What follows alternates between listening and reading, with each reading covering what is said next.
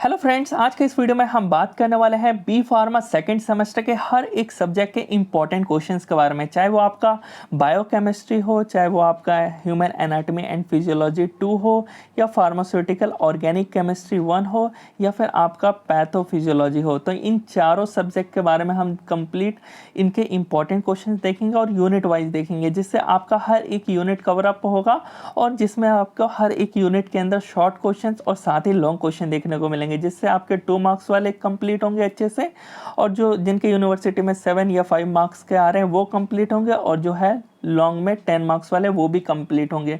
तो आपका कोई भी क्वेश्चन मिस नहीं होगा। तो इसलिए आपको वीडियो को अच्छे से कंप्लीट देखना है, जिसमें हर एक सब्जेक्ट को हमने कवर किया है। जैसे कि यहाँ पे आप देख ही सकते हो, बायोकेमिस्ट्री यहाँ पे है और इसके बाद आपको देखने को मिल जाएगा पैथोफिजियोलॉजी। जैसे कि यहाँ पे देख सकते हैं, ऐसे नीचे आपको ह्यूमन एनाटॉमी और फार्मास्यूटिकल ऑर्गेनिक केमिस्ट्री सब देखने को मिलेगा। तो 1 बाय 1 हम स्टार्ट करेंगे।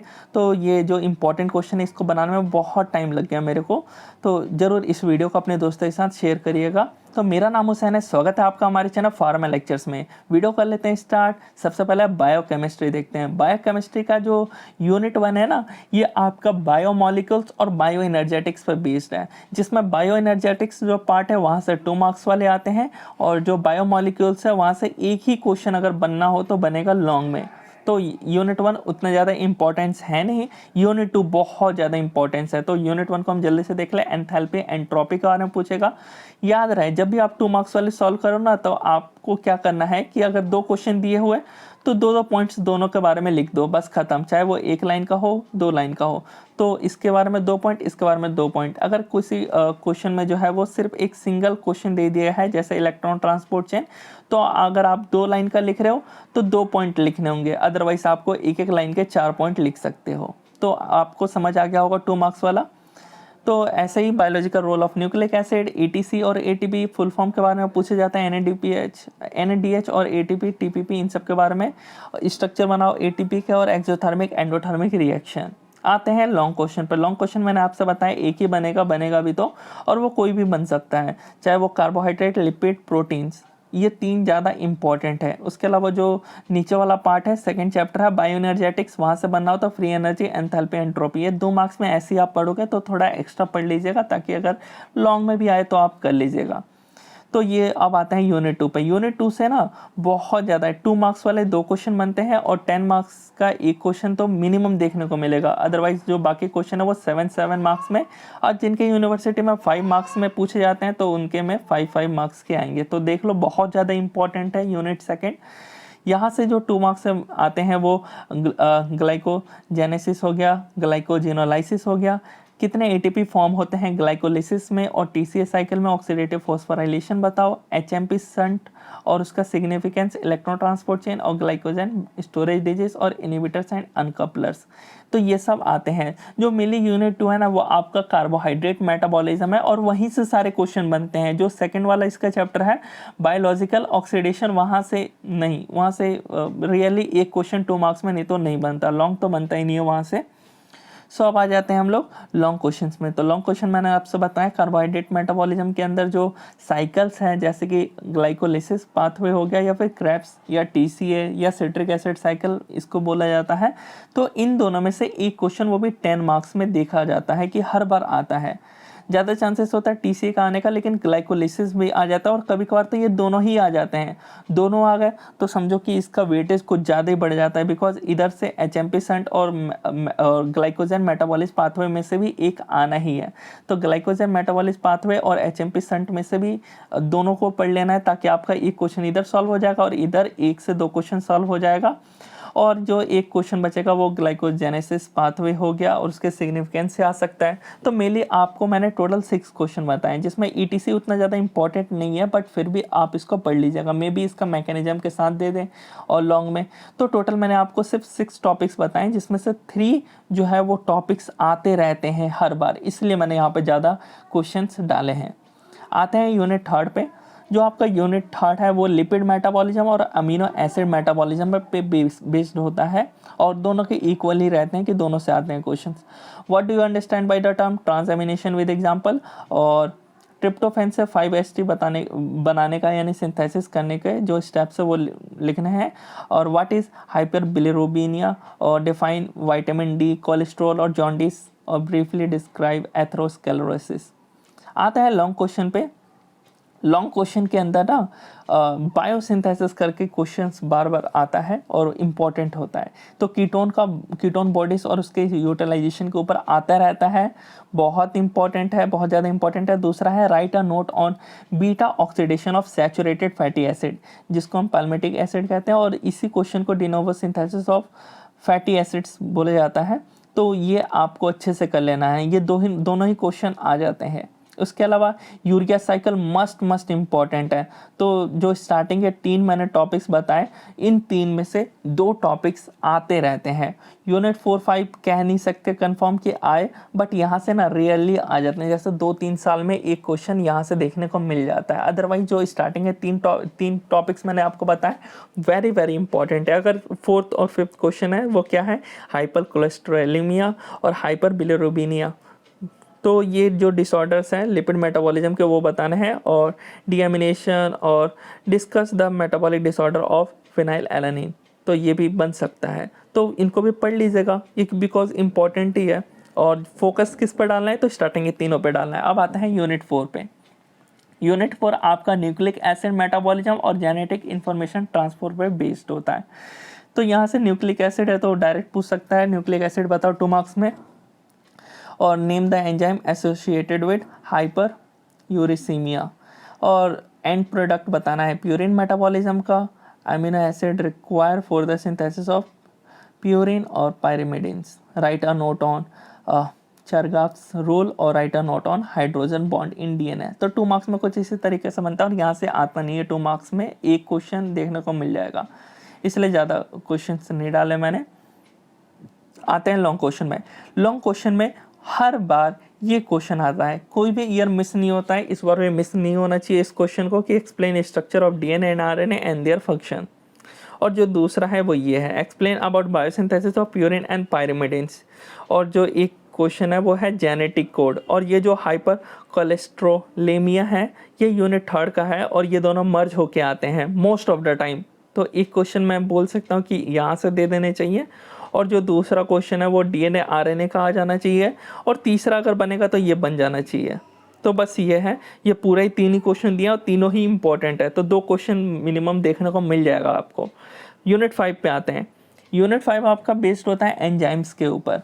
तो what do you mean by competitive inhibitors, define KM जिसको हम मैकेलिस मेंटेन कांस्टेंट कहते हैं, define isoenzyme with examples, define enzyme, IUB classification of enzyme. इसके अलावा एलोस्टेरिक एंजाइम बहुत इंपॉर्टेंट है, ये बार बार आता रहता है। को एंजाइम के ऊपर बार बार क्वेश्चंस आते हैं 2 मार्क्स में। अब आते हैं लॉन्ग क्वेश्चंस पे। तो एंजाइम के अंदर जो आपके आते हैं इम्पोर्टेंट, तो डायरेक्ट क्वेश्चन पूछ सकते हैं, एंजाइम के बारे में बताओ, उसको क्लासिफाई करो, प्रॉपर्टीज और थेरेपेटिक एप्लीकेशन बता दो। एंजाइम काइनेटिक बहुत ज़्यादा इंपॉर्टेंट है, वेरी इंपॉर्टेंट। और explain Michaelis Menten equation and derive it with significance, तो बहुत ज़्यादा ये इंपॉर्टेंट है, और 10 मार्क्स में भी ये क्वेश्चन आ सकता है। तो इसका जो भी ग्राफ है, प्लॉट है, वो बना लीजिएगा क्वेश्चंस में। और डिफाइन को enzyme, right a note on its structure and application of function. तो 3 क्वेश्चन मैंने आपको दिए हैं, इसमें से 2 क्वेश्चन देखने को मिल जाएगा। तो ये कंप्लीट होता है आपका। अब हम बात करेंगे पैथोफिजियोलॉजी के बारे में।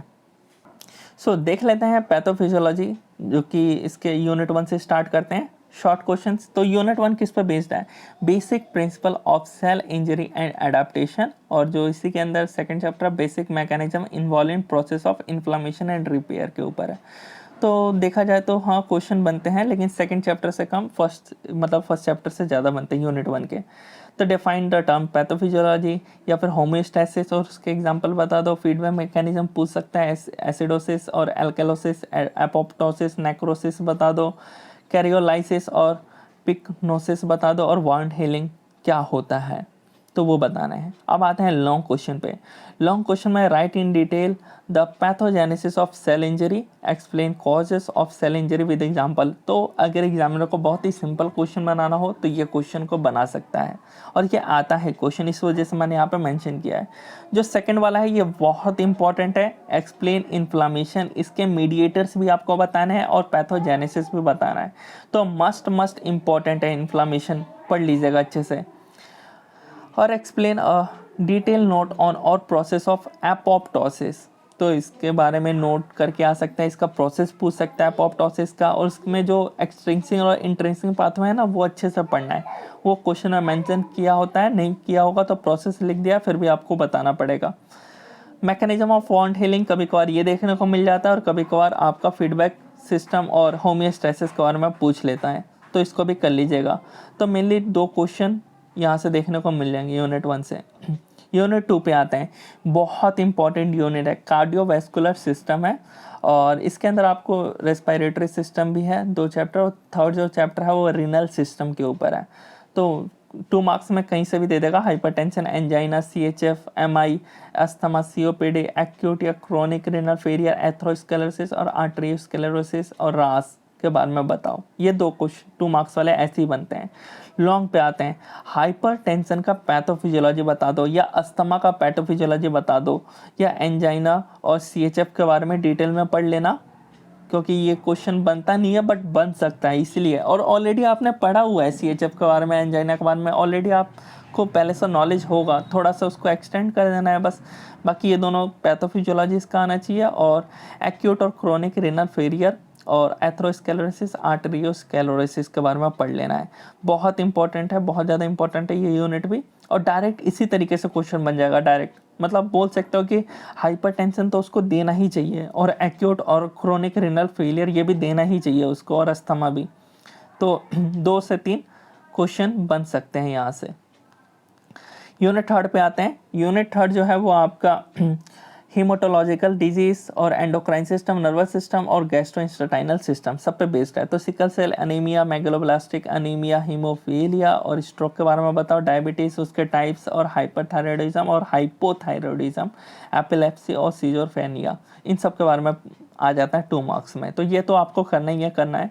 लॉन्ग पे आते हैं, डिफाइन अनीमिया और एक्सप्लेन, इलेबोरेट करो आयरन डेफिशिएंसी अनीमिया, बहुत इंपॉर्टेंट है, बहुत ज़्यादा, और illustrate type of diabetes and write their pathophysiology. तो इसको आपको अच्छे से पढ़ लीजिएगा, आने वाले सेमेस्टर में भी आपको बार बार देखने को मिलेगा डायबिटीज़, तो एक बार पढ़ लोगे तो नेक्स्ट टाइम उतना मेहनत नहीं करना पड़ेगा, एफर्ट नहीं डालना पड़ेगा, आगे चल के आपको सिर्फ मेडिसिन के बारे में पढ़ना है। और तो ये अनीमिया डायबिटीज़ पढ़ लीजिएगा। उसके अलावा एपिलेप्सी इंपॉर्टेंट है, एक्सप्लेन इसका पैथोजेनेसिस, डायरेक्ट ऐसे ही आता है क्वेश्चन। इसके अलावा right in detail the pathophysiology of Parkinson disease, तो बहुत इंपॉर्टेंट है ये भी, और इंट्रिंसिक एक्सट्रिंसिक पाथवे इसका आ जाता है, और discuss the pathophysiology of peptic ulcer. तो मिनिमम जो मैं बोलूँगा इस यूनिट से 3 क्वेश्चन आएंगे, ये 5 टॉपिक्स पढ़ोगे तो मैं ये पेप्टिक अल्सर आता रहता है, मैं आपको बता देता हूँ। पार्किंसन डिजीज़ कभी कभार आता है, नॉट ऑलवेज। एपिलेप्सी 1 साल गैप होके आता है, जैसे कि ये पार्किंसन डिजीज 2 साल गैप होके आता है, तो ये 1 साल ड्रॉप होगा, 1 साल आएगा, ड्रॉप होगा, आएगा, इस तरीके से चलता है। डायबिटीज़ और अनीमिया दोनों में से एक क्वेश्चन बनता ही है, कभी ये बन गया तो वो बन गया, या वो 2 बार लगातार बन गया फिर ये 2 बार लगातार बन गया, इस तरीके से। सो आते हैं यूनिट 4 पे। यूनिट 4 जो है वो आपका वही inflammatory bowel disease, disease of bone and joint, principle of cancer, इन्हीं सब पे है। तो इन्फ्लामेटरी बाउल डिजीज़, IBD के बारे में बता दो, ईटियोलॉजी, जॉन्डिस, हेपेटाइटिस और उसके टाइप्स, और गाउट के बारे में। तो यहाँ से एक क्वेश्चन, तो ज़्यादा क्वेश्चन बनता नहीं है, 1 क्वेश्चन से 2 क्वेश्चन बन सकता है, जिसमें कैंसर हमेशा आया हुआ है, और जो सेकंड क्वेश्चन बनेगा वो इन दोनों में से एक क्वेश्चन बनेगा। हेपेटाइटिस या जॉन्डिस जो कि रेयर आते हैं बट ये ज़्यादा चांसेस है। रेमेटॉइड एंड ऑस्टियोआर्थराइटिस के बीच डिफरेंस बताओ, और पैथोफिजियोलॉजी बता दो ऑस्टियोआर्थराइटिस का। तो ये पढ़ लीजिएगा आप अच्छे से। अगर एक बनेगा तो कैंसर वो 10 नंबर में भी बन सकता है, तो अच्छे से आपको पढ़ना है। यूनिट 5 पे आते हैं, जो कि इन्फेक्टियस डिजीज़ और सेक्सुअली ट्रांसमिटेड डिजीज, जिसको हम STDs कहते हैं। तो meningitis, typhoid, what is aetiology of leprosy और कॉस्टिवेजन जो tuberculosis, urinary tract infection, syphilis और गोनोरिया। क्वेश्चन कैसा बनेगा? लेप्रोसी और एड्स तो बहुत ज़्यादा इंपॉर्टेंट है, एड्स का तो मान के रखो कि आना चाहिए इसको, और यहाँ से जो है वो क्लासिफिकेशन टाइप ऑफ ट्यूबरकुलोसिस और लेप्रोसी में से एक क्वेश्चन, दोनों ही अपने मतलब वो इम्पॉर्टेंट है, बट ये सबसे ज़्यादा इम्पॉर्टेंट है सेकंड वाला। सो मैंने यहाँ पर मार्क नहीं किया, नहीं तो आप क्या करोगे कि सिर्फ मार्क वाला पढ़ लोगे वो बाकी छोड़ दोगे, बट ये है कि इस तरीके से आप सभी पढ़ोगे तो बेटर है। बस मैं ये बता देता हूँ कि कौन ज़्यादा चांसेस है आने का। अब हम बात करने वाले हैं ह्यूमन एनाटॉमी एंड फिजियोलॉजी। तो ये सब्जेक्ट के बारे में हम बात करेंगे, एक एक यूनिट इसका भी हम सेम वैसे ही कवर करते हैं। तो यूनिट 1 जो है नर्वस सिस्टम के ऊपर बेस्ड है, तो देख लेते हैं short questions. Define nervous system, what do you mean by synapse और function of CSF, cerebral cortex, electrophysiology और नोट ऑन स्पाइनल कॉर्ड। उसके अलावा नर्व इम्पल्स क्या होता है उसको डिस्क्राइब करो। लॉन्ग क्वेश्चन अगर हम बात करें तो आपका जो है वो फोकस करता है categorise different part of brain, ये पूछ सकता है। ये ना पूछे तो डायरेक्ट यहाँ से दे सकता है, एक्सप्लेन करो और स्ट्रक्चर बनाओ। सेरेब्रम, सेरेबेलम और मेडुला ऑब्लंगेटा, इन तीनों में से किसी का मत छोड़िएगा, तीनों को अच्छे से कर लीजिएगा, ये तीनों ही बहुत ज़्यादा इंपॉर्टेंट है।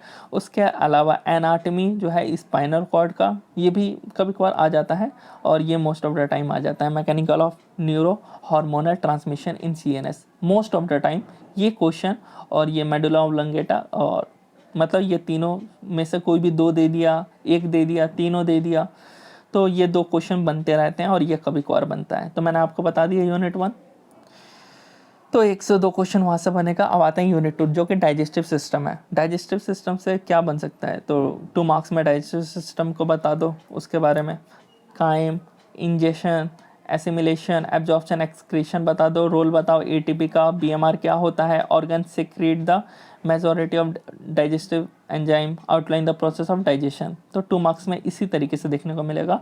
लॉन्ग क्वेश्चन तो 2 से 3 क्वेश्चन यहाँ से बन सकते हैं, 2 क्वेश्चन ही बनता है वैसे तो, बट रेयर कंडीशन में 3 भी बन सकता है। और जो यूनिट 3 है वो ज़्यादा इंपॉर्टेंट है, इससे भी ज़्यादा इंपॉर्टेंट है।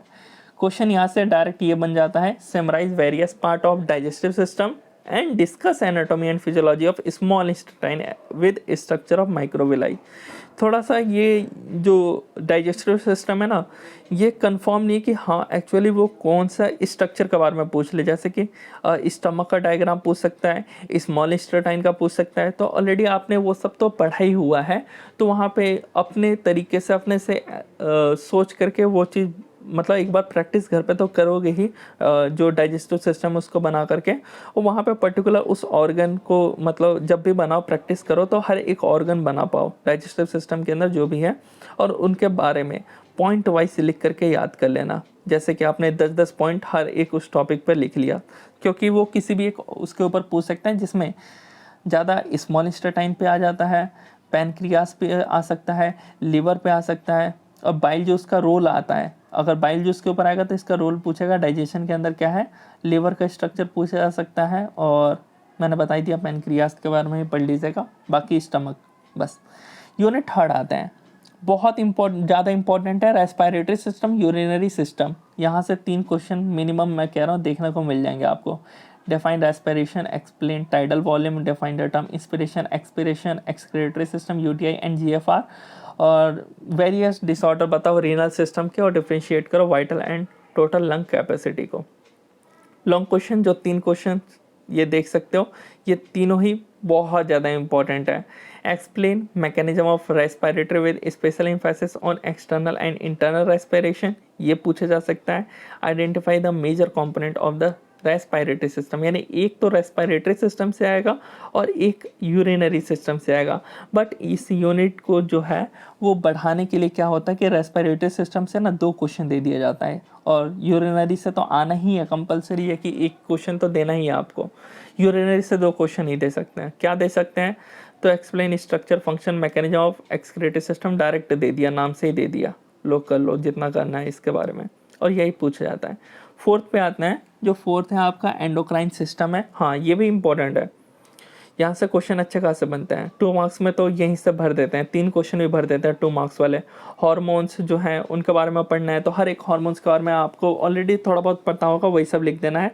रोल पूछ लेता है, pineal gland work, what is hyperthyroidism और रोल ऑफ एड्रिनल ग्लैंड। आते हैं लॉन्ग क्वेश्चन पे। पिट्यूटरी ग्लैंड सबसे ज़्यादा इंपॉर्टेंट क्वेश्चन, एक क्वेश्चन हर साल देखने को मिला है पिट्यूटरी ग्लैंड के ऊपर।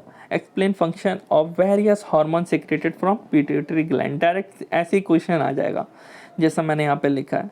और अब discuss in detail about endocrine system, classify hormone and explain the mechanism of action of hormone, जिसमें थायराइड और पेनक्रियास के बारे में ज़्यादा रहता है कि मतलब कि वो क्वेश्चन में मेंशन करेगा तो मेंशन इन दोनों को कर देगा। तो आपको क्या करना है, इन दो के अलावा एक दो और पढ़ लीजिएगा, बिकॉज यहाँ पे वो मेंशन नहीं करता है। समटाइम्स मेंशन करेगा तो फिर आपका थायराइड पेनक्रियास तो आप पढ़ के जा रहे हो और एक और पढ़ लोगे तो वो मेंशन किया हुआ वही आ जाए बस। सो ये दो तो इम्पोर्टेंट है जो है आपका एंडोक्राइन सिस्टम। हाँ, उसमें पैराथायरॉयड, थायराइड है, पिट्यूटरी आपने ऑलरेडी पढ़ ही लिया है। तो पीनियल ग्लैंड के बारे में थोड़ा सा देख लेना बस। 2 क्वेश्चन यही दोनों आ जाएंगे आपके। यूनिट 5 आते हैं, रिप्रोडक्टिव सिस्टम है और साथ ही इंट्रोडक्शन टू जेनेटिक्स भी है। जेनेटिक्स से कभी कभार ही आता है, डायरेक्ट जेनेटिक के ऊपर थोड़ा बहुत पढ़ लीजिएगा बस, वहाँ से मैंने शायद से क्वेश्चन नहीं डाला है। Define reproductive system, spermatogenesis, what is oogenesis, menstruation और fertilisation, protein synthesis, chromosomes. Direct question आएगा 2 में से 1 और 10 मार्क्स में।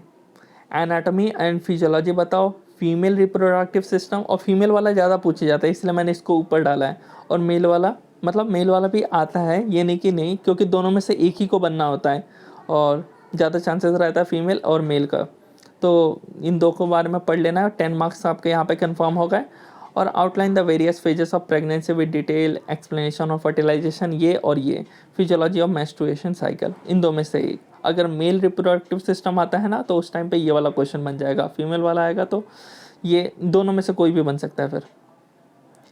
सो ये कंप्लीट हो गया। अब आते हैं फार्मास्यूटिकल ऑर्गेनिक केमिस्ट्री के ऊपर, जो कि बहुत ज़्यादा इम्पोर्टेंट है ये आपके लिए, बिकॉज यहाँ से स्टूडेंट्स का बैक आता है अगर आप फोकस ना डालो इसी सब्जेक्ट पे तो। सो आते हैं इसके हम सबसे पहले यूनिट 1 पे। यूनिट 1 के अंदर जो है क्लासिफिकेशन, नॉमेनक्लेचर एंड आइसोमेरिज्म के ऊपर है। तो आइसोमेरिज्म जो है वो बहुत ज़्यादा इंपॉर्टेंट है इसके अंदर।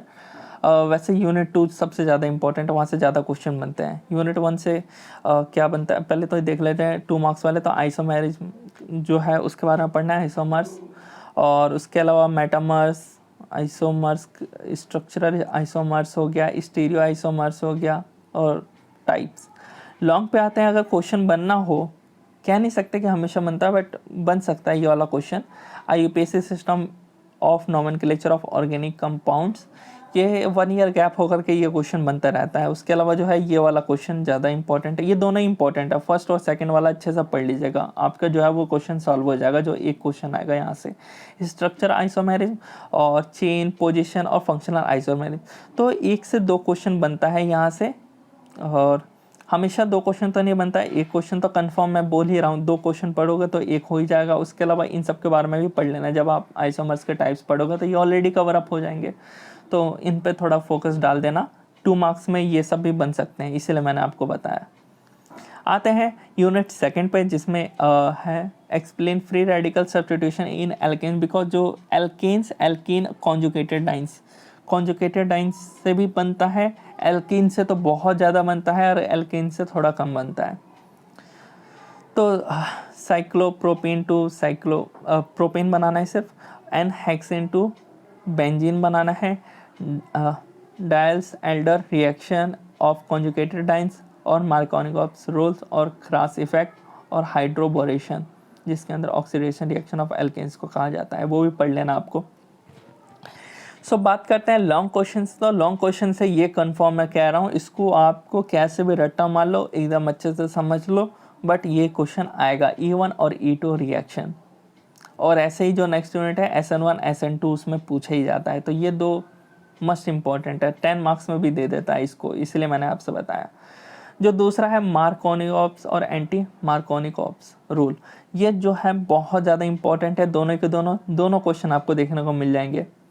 अगर दोनों में से कोई एक नहीं बना किसी भी रीजन की वजह से, तो उस टाइम पे आपको सेट जेब रूल देखने को मिल जाएगा। और रेयर कंडीशन में जिनको है ना कि मेरे को इस यूनिट से छोड़ना नहीं है, तो ये भी पढ़ लो, तो आपके जो है 2 से 3 क्वेश्चंस सॉल्व हो जाएंगे ईजिली, बहुत सिंपली। अगर आप सिर्फ ये 4 क्वेश्चन का कर लेते हो तो 4 क्वेश्चन कर लेने से अगर आपके 2 क्वेश्चन भी अगर सॉल्व हो रहे हैं तो कितनी बेटर बात है। और फार्मास्यूटिकल, ऑर्गेनिक केमिस्ट्री थोड़ा टफ सब्जेक्ट्स होता है, इंटरेस्ट नहीं होता है, रिएक्शंस ज़्यादा होने की वजह से थोड़ा याद रखना पड़ता है। इसी वजह से मैं आपको बता रहा हूँ कि स्टार्टिंग के यूनिट जो ईजी है उसको तो पहले आप अच्छे से ही कर लो। यूनिट थर्ड पे आते हैं। यूनिट थर्ड जो है एल्काइल हैलाइड, और हमने प्लेलिस्ट में आपको देख लीजिएगा, प्लेलिस्ट के अंदर ऑलरेडी पढ़ाया गया है pharmaceutical, organic chemistry, bio chemistry और ह्यूमन एनाटॉमी एंड फिजियोलॉजी और पैथोफिजियोलॉजी के कुछ ही अवेलेबल है, नॉट ऑल। तो बाकी आप सब्जेक्ट कवर अप कर लीजिएगा। सो आते हैं what are dyes, classification them in example, what are alkyl halides, one method बताओ प्रिपरेशन करने के लिए एल्काइल हैलाइड्स का, SN2 मैकेनिज्म और SN1 रिएक्शन, जो कि ऑलरेडी आप लॉन्ग में पढ़ोगे। तो लॉन्ग में जैसा मैंने आपको बताया SN1 SN2 जो कि एल्काइल हैलाइड के अंदर आता है ये, और बहुत इंपॉर्टेंट है, आता रहता है। और दूसरा ये केमिकल टेस्ट बताओ प्राइमरी सेकेंडरी टर्शरी अल्कोहल के, ये 2 बहुत ज़्यादा इंपॉर्टेंट है, दोनों ही बन जाते हैं क्वेश्चन, और यहाँ से ये भी बन जाता है। तो हम कभी कभार यहाँ से ये जो मैंने तीनों दिए हैं ना, ये तीनों ही आपको देखने को मिल जाएंगे, नहीं तो 2 तो मिनिमम देखने को मिलेंगे। और इसके अंदर कौन से ज़्यादा इंपॉर्टेंट है, ग्लिसरॉल, प्रोपाइलिन, ग्लाइकोल, एक ये ज़्यादा इंपॉर्टेंट है, क्लोरोफॉर्म, ट्राइक्लोरोइथाइलिन, क्लोरोफॉर्म, ग्लिसरॉल और प्रोपाइलिन ग्लाइकोल, ये अच्छे से पढ़ लीजिएगा। इन 4 के स्ट्रक्चर और यूजेस, इथाइल और बेंजाइल अल्कोहल भले आप छोड़ दो, बट ये मत छोड़ना गलती से भी।